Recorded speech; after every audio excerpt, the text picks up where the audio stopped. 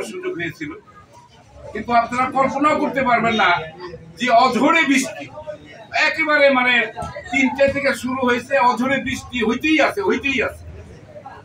তারপরেও ভিজে, এই যে 2-3 ঘন্টা ভিজে গাড়িতে করে, মানে ট্রাকে করে, অটোতে করে, হাইটে মিছিলের পর মিছিল।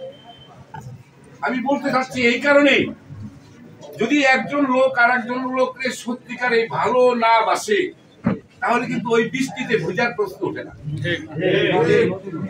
বৃষ্টিতে 3 ঘন্টা ভিজে থাকা মানে তারপরও নেতার প্রোগ্রামে উপস্থিত হয়ে সারাক্ষণ সে প্রোগ্রাম শেষ করে বাড়ি গেছে। আমরা অনেকে হইলো বলতাম কি দেখা হইতো না, পরে দেখা করবো, 3 ঘন্টা বৃষ্টি বাইরে দেখা করে চলে গেলাম। এই যে তাদের ধৈর্য, তাদের যে অবস্থান, আমাদের এখানে কিছু কতিপয় বিপদগামী রাজনীতিবিদ যারা বলে বেলা এই এলাকা রীতা আবার, সিংহের এলাকা সব রীতা আবার, সব বলে রীতা আবার, আরে ভুয়া ভুয়া ভুয়া।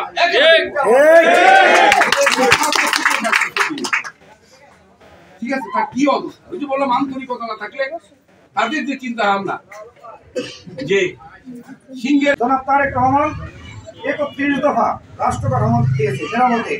সেই রাষ্ট্র কাঠামো করে আমার নেতা ইঞ্জিনিয়ার মনির ইসলাম খান শান্ত দাদা আলোচনা করবেন এবং এখানে উপস্থিত থানা বিএনপির সম্মানিত সাধারণ সম্পাদক শামীম ভাই, উপস্থিত গোলাম মোস্তফা খান রতন ভাই, তাদের গোলাম মোস্তফা খান রতন ভাই তার হাত ধরে দাদার অনেক রাজনীতি বিরাজমান রতন ভাই কখনোই দাদা নিচের দিকে একটু করে নাই।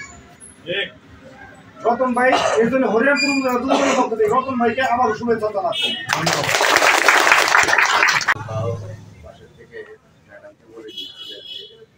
রাস্তাটা করে দেন, কেন করে দেন সেটা অনেক বলছে। এই রাস্তাটা প্রাইম মিনিস্টার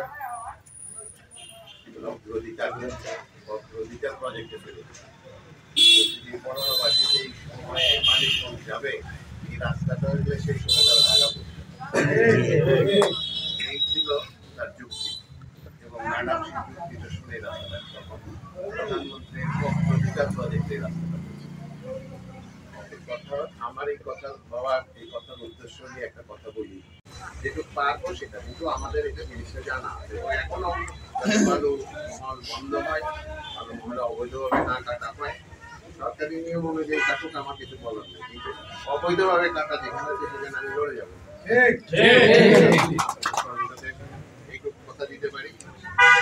আর আরেকদিন আসবো, আবার আসবো আপনার কাছে। এখন তো 18 অসুবিধা নাই, আগে 18 পরেও 18 নির্বাচনের পরেও আপনি হবে, কারণ 18 নির্বাচনের আগে এবং পরে আমি আমার 40 নাম্বার বাড়িতে যেতাম, কথা বলতাম। তো আমি দেখলাম আমার জন্য সাধারণ মানে লোকজন পরে আসলে আমাকে ভয় পেয়ে আমার সাথে কথা বললেই অ্যারেস্ট হয়ে যাবে। ওরা চাইতো না